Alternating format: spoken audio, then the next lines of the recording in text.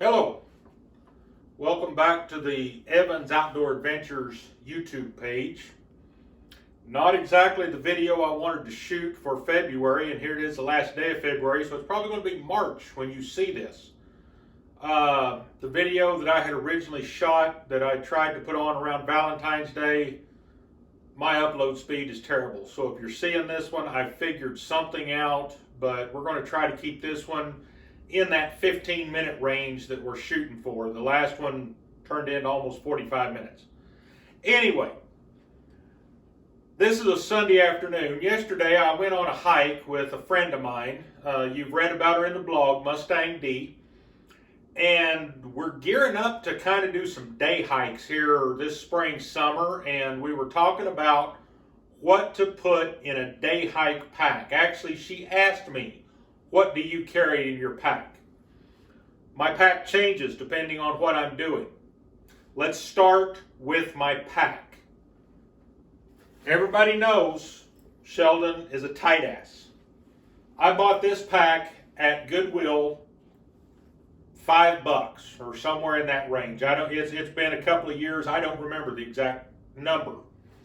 But if you will look at it, it's basically the same pack you carried your books across campus in the 80s or 90s, the way I did. And yes, it's got both straps. We carried it one strap all over campus. But that's the pack. It exactly resembles your book bag from college, or at least it does mine. This particular brand is a Great Basin. Mustang D picked up a Great Land that is very similar, maybe a little more squared off across the top. And I know it has at least one more big pocket on hers. Again, just a few dollars at Goodwill.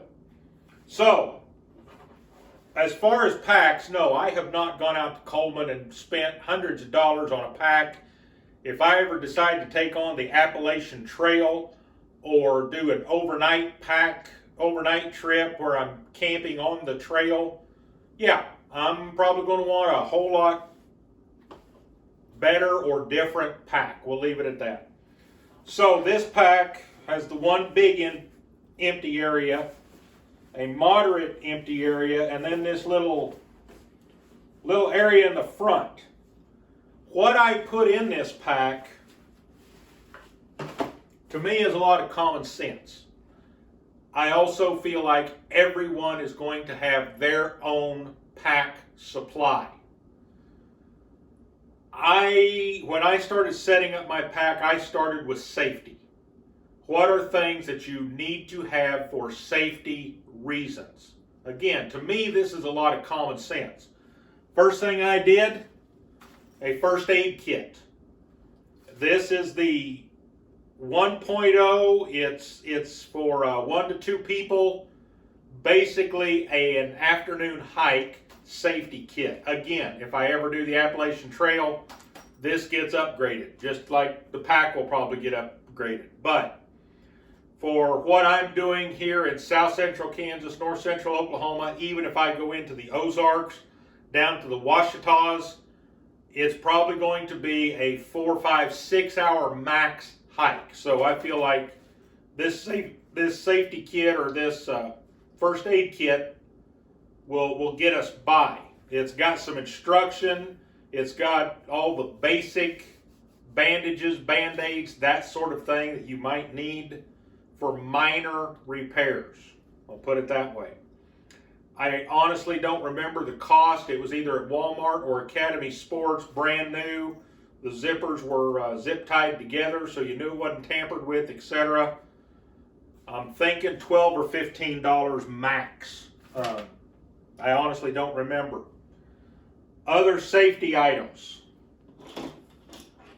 I've got a handheld compass. It's not an expensive one. I should probably upgrade this compass, but it's a combination compass, whistle, and I went with one that had a thermometer on it.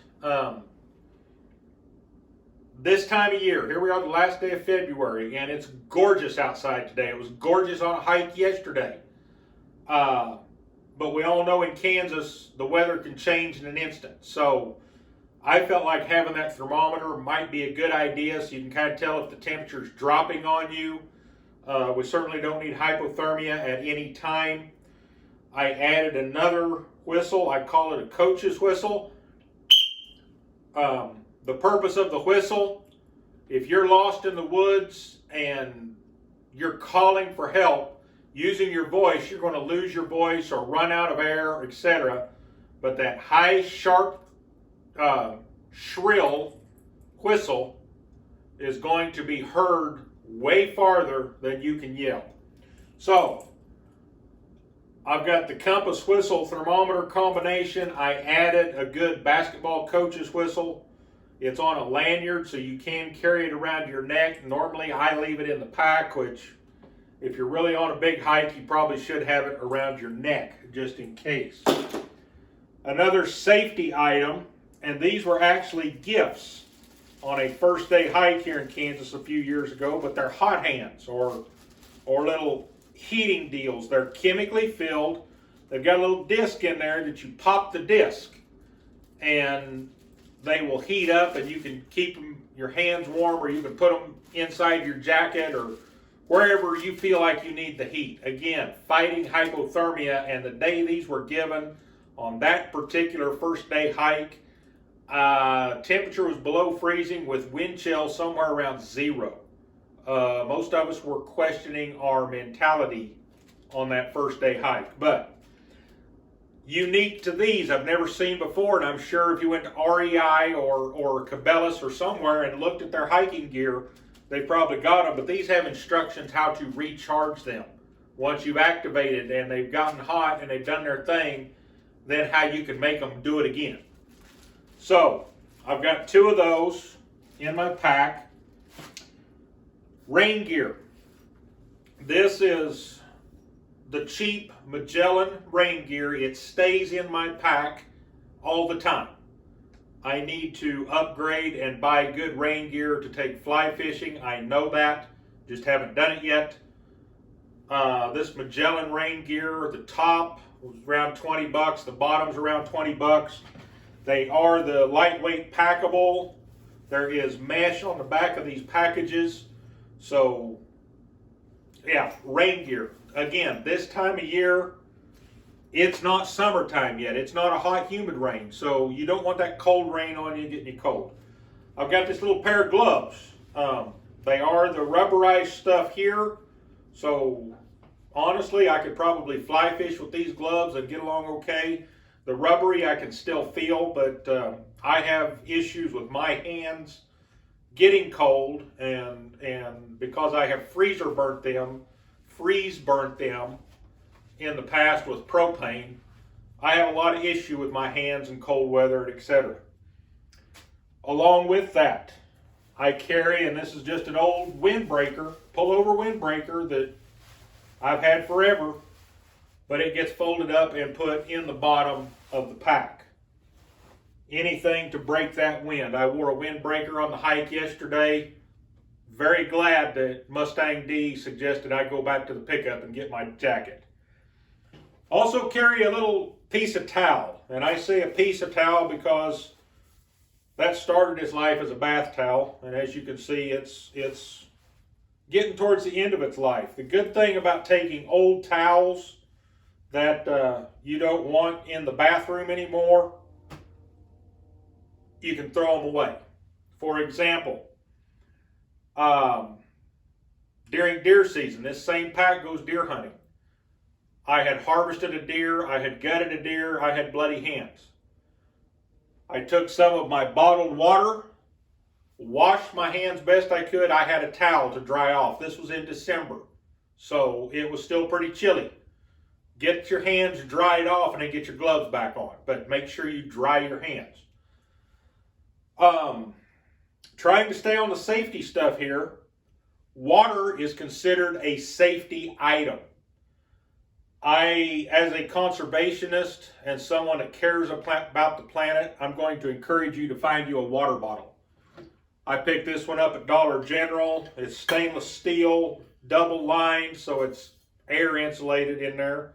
Of course, I I don't put stickers on my pickup. I put stickers on my water bottle and coffee cups. This one has a little clip, so it will clip to your belt loop. It would clip to a D-loop on your pack, and you're not using plastic bottles. Now, that being said, I still have water in plastic bottles. Don't be surprised if you open my pack and find a couple, 3 or 4 plastic bottles of water as well, especially on those longer hikes where I feel like it's going to be warm and I may run out in my big can. And like I said, also, you can wash your hands. I think that's about all of my safety things, true safety things.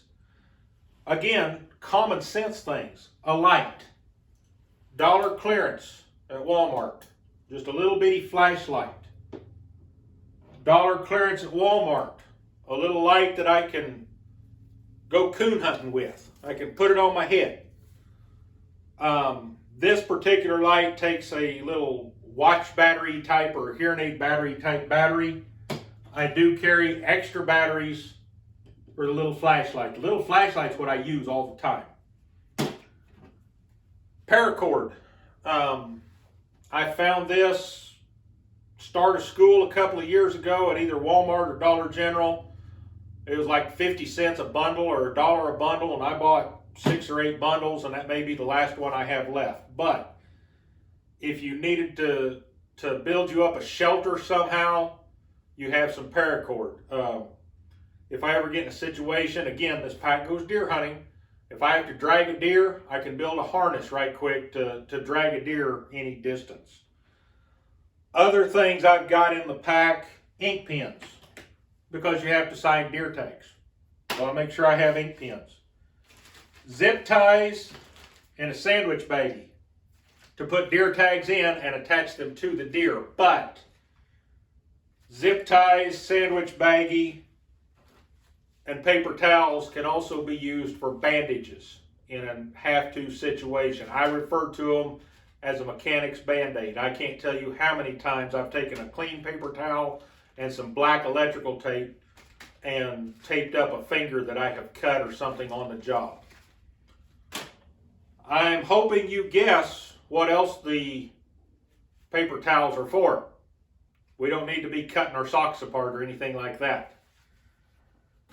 Along with paper towels, we get these little lens wipes. They're sealed up individual wipes. We get them at the office by the box. I grab a few, put them in my pack. They're great for cleaning your glasses. Your optics you carry. I keep a pair of binoculars in my pack all the time. I like to look at birds. I may want to look over there and see if that is a continuation of a trail or a road or a deer coming at me, who knows what. So the lens wipes work great to keep your optics cleaned up. I'm not going to say it's a cheap pair of Vivitars, but they're lightweight, they're decent, so they don't add a whole lot of weight to my pack. They're not the best optics I own, but they're decent. They are decent. Other things in the pack, cigarette lighters. You always hear about matches getting wet. I've really never had a cigarette lighter get so wet that I couldn't use it. And the fact that I'm carrying 3, I better have fallen in the river if I can't make one of the 3 cigarette lighters work if I need a fire. I carry a knife. This is a knife that, again, it was a freebie. It was a giveaway. It says Volvo on it when I worked for the local Volvo construction dealer, but it does get sharp. It's sharp right now. As Mustang D says, you can shank somebody if you have to. Not really my intent, but having a sharp knife in my pack, again, to me it's common sense. I carry a pocket knife daily, but why not have an extra in your pack? Last thing that I'm going to bring up that I try to keep in my pack, well, the last couple of things. Walmart bags, Dillon's bags. Yesterday, I was so irritated with all the trash we were finding on the trail. I should have had a bag with me and picking up beer cans and bottles. And if you're one of those people that think it's okay to leave trash on the trail, you and I do not get along at all. We will have words. So I carry these to pick up trash. It could be used if you needed to waterproof a wound or something. You've got the plastic. We all go to Walmart. We all go to Dillon's. We all have 4 drawers full of these type of bags. I think now I'm down to last but not least, snacks. I like these little Imperial Nut trail mix things. There's about a half dozen different varieties. I pick them up at Dollar General. I'm sure other places have got the same thing or their version. I've also been known to have cheesy crackers in my pack, which are the little sandwich crackers. Jerky works well in a pack. You don't necessarily want things like boiled eggs or cheese or something that will not take the heat. So the pre-packaged trail mixes, cheesy crackers, beef jerky or deer jerky or what kind of jerky you like, all of those type snacks. You've got to keep your energy up. And nuts are a wonderful source of protein. Jerky's a wonderful source of protein to give you that energy, to keep you going. These trail mixes will have a little bit of sugar in there. These two have got fruit in them. It's dried fruit. It's craisins and raisins and that sort of stuff, but it's still fruit. It's still going to have some natural sugars. So that'll give you that burst of energy. Last thing I'll bring up is my walking stick. My friend and mentor, Old Fly Guy, spent many years as a scout leader. And this was one of the walking sticks he built, and he gave it to me. And I probably don't carry it near often as I should, but there are some trails even right here just east of Mulvane over